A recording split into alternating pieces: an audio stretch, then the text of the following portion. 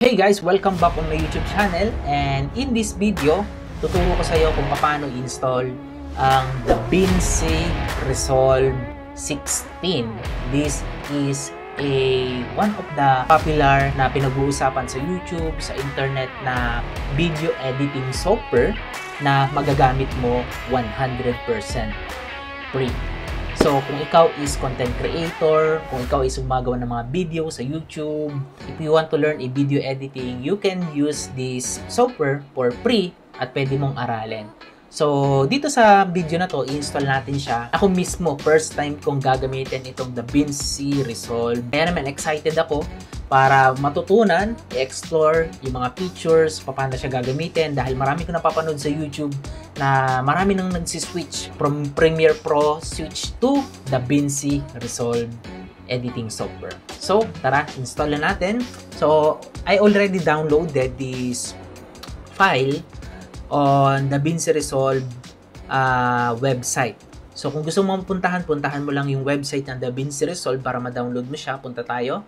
So, type mo sa Google DaVinci Resolve 16. Ayan. Tapos, dito sa website nila, puntahan mo lang yung blackmagicdesign.com. So, sila yung nag-develop nito ng software. DaVinci Resolve 16. So, ito yung website nila. And makikita mo pagpunta mo sa website nila itong download button. So, pwede mong i-check kung ano yung mga features ng DaVinci Resolve. So, talagang na-curious ako, no? Dahil marami na palang gumagamit nito. And kaya excited akong matutunan paano ko siya aaralin, no? Kahit first time ko siyang gagamitin. So, ayan, ito, chinek ko na rin yung mga features na and nakita ko na maganda at marami siyang features. Marami siyang mga advanced features na wala sa ginagamit ko na mga existing video editing software. So, ayan. So, click mo lang itong download sa taas. Ayan. Download or nasa baba yan. Tapos, meron siyang dalawang options. Yung DaVinci Resolve Studio 16, which is yung paid version na around $299. And ito naman, DaVinci Resolve 16, ito yung gagamitin natin 100% free. So, ayan, magagamit mo siya. I-click mo tong kung ano man yung ginagamit, kung Linux man yan, Windows, or Mac OS user ka, i-click mo. So, ako, Mac OS user. Tapos, you will redirect, merong magpa-pop up. Kailangan mo lang fill upan to. After mo siyang ma-fill upan, register and download. So, lagay mo lang yung details mo. Tell us why you use this product. Okay? Or itong video editing software na to. After mo ma-click yung button na register and download, magre-redirect ka sa download page and then mada-download mo na yung file ng DaVinci Resolve ng Blackmagic.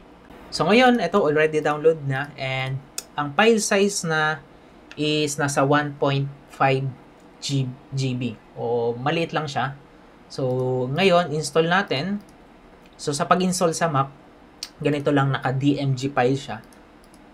So open na lang natin. So opening. Hintayin natin na mag-load.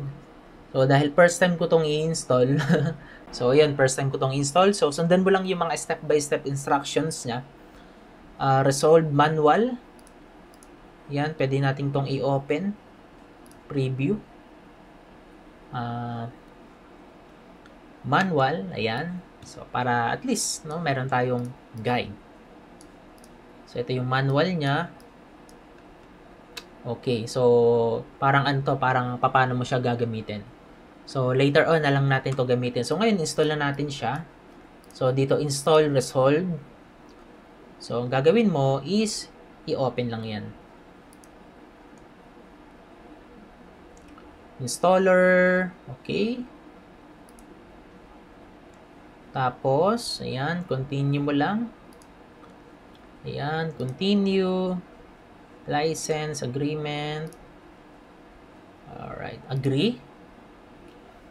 And then, installation. This will take 3 GB space of your computer.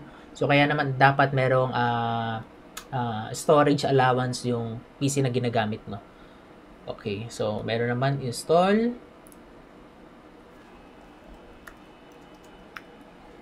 Install software.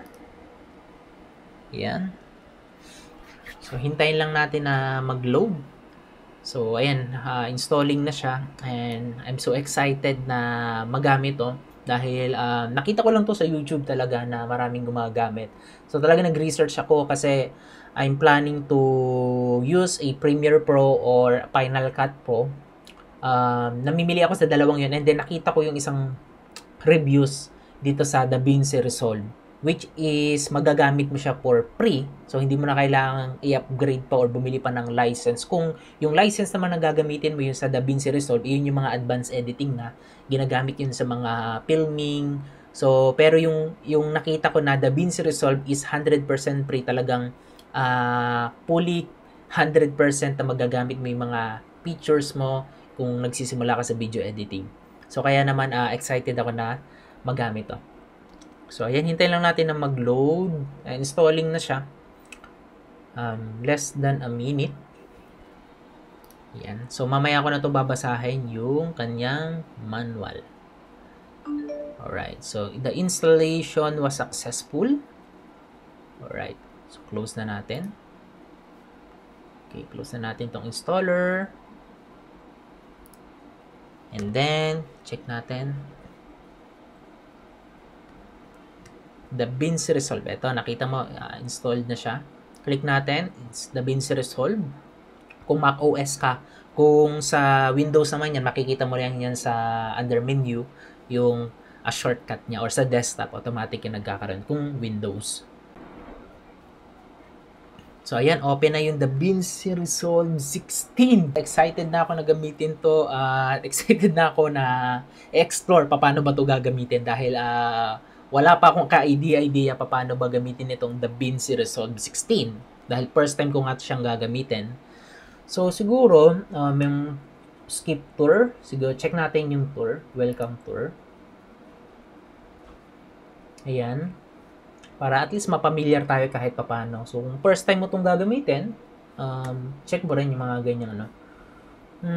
Ayan. DaVinci Resolve 16 combines all post-production tools needed for film, TV, editing, visual effects, audio mixing, and color correction. Ayan. Next, media. Ayan. Organize and view your video and audio content. Create smart bin, synchronize audio and catalog your files. Create your story with this robust and powerful editing system. Mukhang exciting to. Fusion. Ayan, explore na lang natin yung mga other features nito later on. Color correction. Ayan. Audio. Ayan. Believer. Ito yung pag-export na. So, next. Okay, great. You're almost there. Quick setup, skip, and start right now. Let's make sure. Quick setup. Sige nga. Quick system check. Checking your operating system and graphics card to see how it will perform with DaVinci Resolve 16. OS, operating system, check. Graphics card is check. And by the way, I'm using a MacBook Pro. Check natin. So, hindi naman kailangan na mataas yung graphics card. So, ang gamit ko ngayon is ito Mac OS Big Sur and then 32GB memory.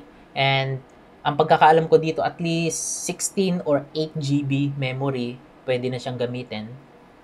And then for the graphics naman, yung memory ng graphics mo at least 4GB.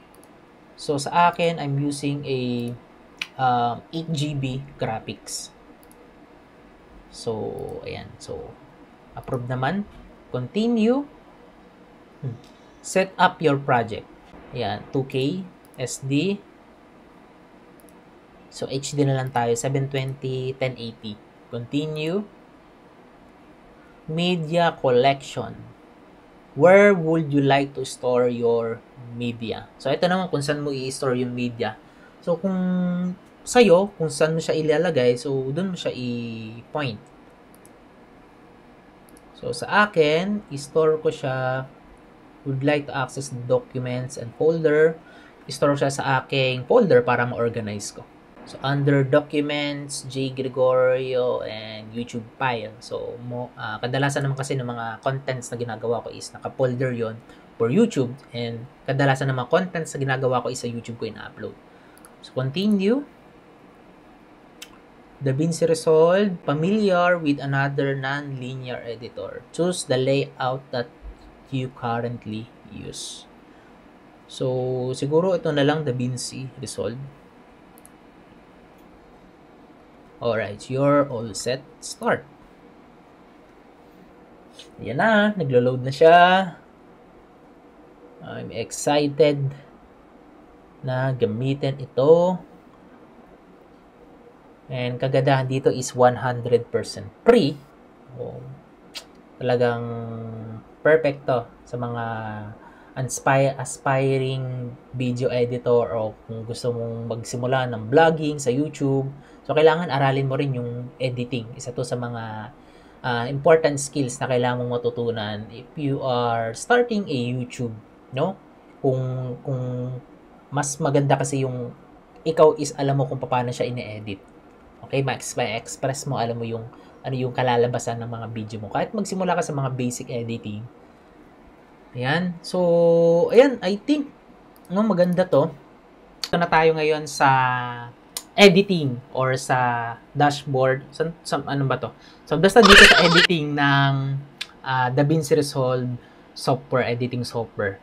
So, as you can see, wala kang makikita and ang nakikita ko lang ngayon is itong editing niya. So, untitled project. So, kung magkikreate ka ng new project, siguro, ayun, same lang naman sa mga other editing. New project. Yan. Don't save.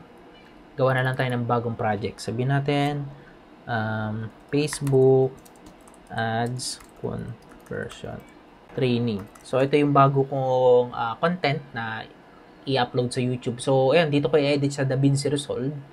Create. So, ayan. Tapos, mag-a-upload tayo ng content. Okay? So, dito sa part na to, ayan, mag-a-upload tayo ng content. So, media storage. Ayan. No clips. Import media. So, pwede mo i-right click. Import media. Ayan. So, ito sa importing, more on pag-i-import ng media dito sa first part. Second part is cut, more on editing, edit, fusion, color correction, and exporting. So, ayan, import muna tayo. Import media. Okay. Don't change. So, na-import na natin yung media.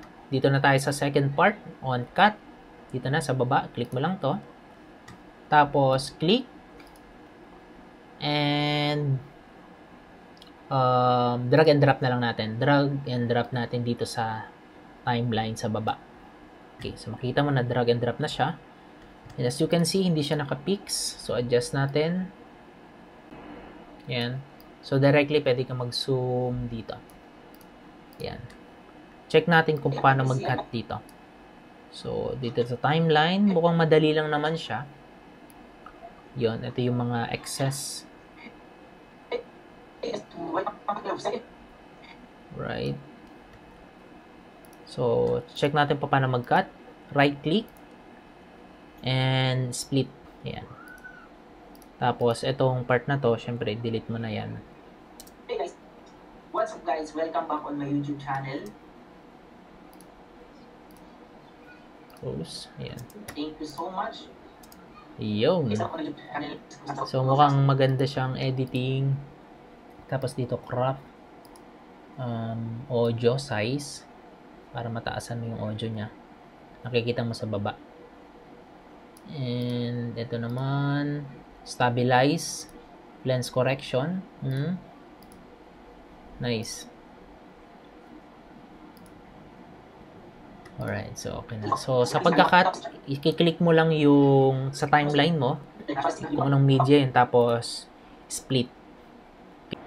And then, check naman natin yung second na to, is more on editing. So, ganun din, nandito tayo sa cutting. So, dito naman editing na siya. So, makikita mo, ito yung pinaka-ano niya. Right? So, para saan naman to? Audio is, ayun nga, directly, pwede mo siyang i-adjust dito. Ayun. Sample, ito yung pag nag-edit ka, yung parang starting transition. So, para malakas yung audio, tapos, from mahina, tapos pataas yung audio. Pwede mo i-fix dyan. Nice. Galing. Hey guys, welcome back on my YouTube. Nakita mo. So, ando lang natin. Tapos, alright. So, explore lang. Konti na lang. Mapapamilyar na tayo. And, another one is itong next. Yan. Tapos na tayo sa cut, editing. Ito naman is, ang tawag dito is fusion. So, hindi ko pa sure kung para saan to. Media in, media out. I think for effects, no?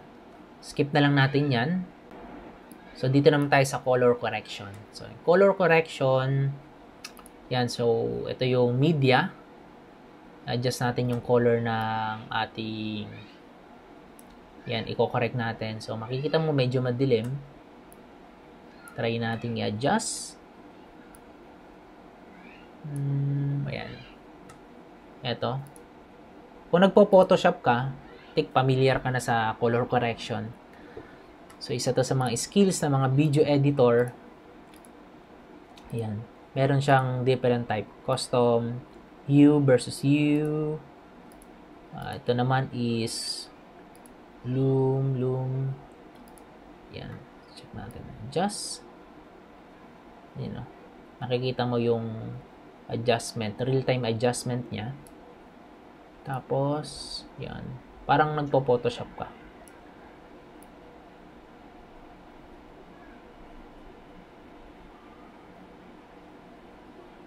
Alright.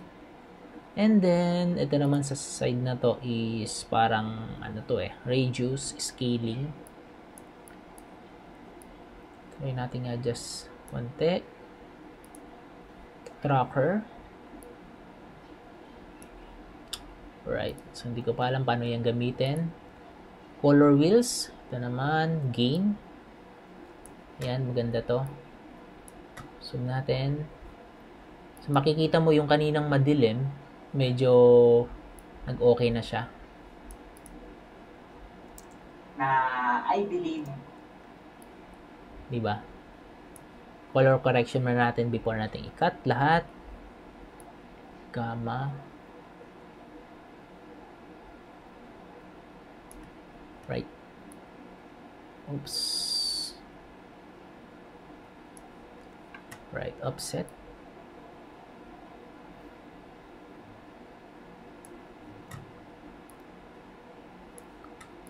Right. So, another one. Yan, marami pang color correction dito na pwede mong explore. Point.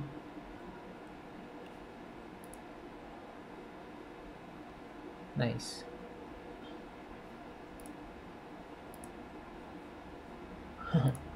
So, kung ano yung natin, example, itong dart. Ayan, nagbabago siya. Naging white siya. Tingnan natin. Okay. So, nagbago siya.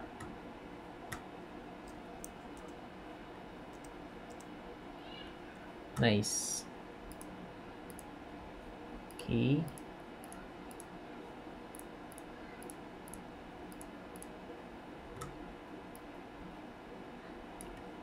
Yan.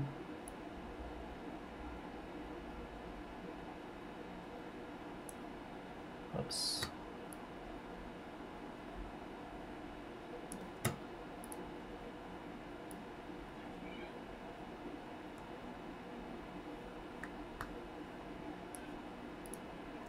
Hey guys, welcome back on my YouTube channel. Yan. So, dito yun sa color correction. Dito naman sa next part is audio. Ayan, makikita mo dito, color correction. Ito naman is yung audio or music. Parang music correction din. And so in this video, ang pag-usapan natin is about... Nice. Makikita mo dito sa side. Ayan. Adjust natin tong timeline para makita natin ng buo yung video. Ayan. Okay, may mga terminals pang sa ating pag-usapan. Alright, nice. So, left and right. Usapan natin is about... Okay. Check natin yung mga other loudness.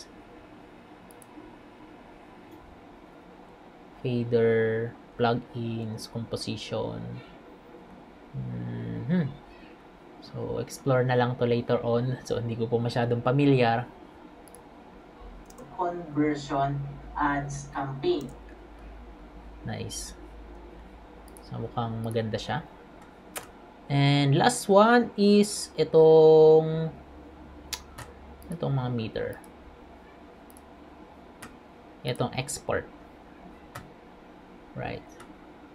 So, once na na-edit mo na lahat, okay na yung color corrections, audio, background music, background music, nadagdagan mo na rin, lagyan mo na. So, dito sa last part, same with other, custom file name, of course, file name, saan mo siya export. For YouTube, ayan, meron na siyang mga selections, render settings. So, kung YouTube, ayan, 1080p, 2K, 720p. So, 1080 natin. Frame rate, 24 or 30. Format, QuickTime, MP4. And save as project. Upload directly to YouTube. Ayan, pwede pala. Siguro, i-connect mo lang yung YouTube account, no? So, that's it, no? Hindi siya ganun kahirap na i-explore. And unlike yung Final Cut Pro sa Mac and yung Premiere Pro, nung sinubukan ko siya, parang na-stuck up ako. Hindi ko alam kung ano yung pipindutin ko, hindi ko alam kung ano yung i-click ko. Na-stuck up ako. Ano yung kailangan kong simulan para mag-edit? So, dito sa DaVinci Resolve, isang napansin ko, first time ko itong ginamit, actually, first time in-install natin kanina, and ayun, meron siyang, basic siya, pero kung titingnan mo yung kanyang mga features, wala to sa mga other software. So, advanced siya. Ayan. So, I think, no, maganda to na editing software. So, I really recommend, no, pwede mo ring itry. So, sa mga susunod na training ko, siguro sa mga susunod na video ko, medyo magagamay ko na or mapapamilyar na ako dito sa ating bagong software na install, which is DaVinci Resolve. So, explore ko lang to. Pag mag-create ng content, ito yung gagamitin ko para mapamilyar ako. So, ganun lang naman. Wala namang instant na matututunan mo yung isang bagay, no? Kailangan may progress yun, no? Meron niyang step by step. So, kung sa unang araw is natutunan mo is 1%, sabihin mo sa susunod na araw, natuto ko na ng 2%. So, at least, everyday merong progress, no? So, habang ginagawa mo kasi or ini-implement mo yung isang bagay, doon ka natututo. Yun yung the best way of learning. Kailangan ini-implement mo or ginagawa mo, no? Hindi mo lang siya ituturo, kailangan ikaw mismo is ginagawa mo siya. Okay? And hindi lang kailangan yung puro tutorial, hindi lang kailangan puro nood ng training, mga YouTube tutorial, videos, kailangan yung skills na gusto mong matutunan is kailangan is i-implement mo yun on your own. Yun yung importante.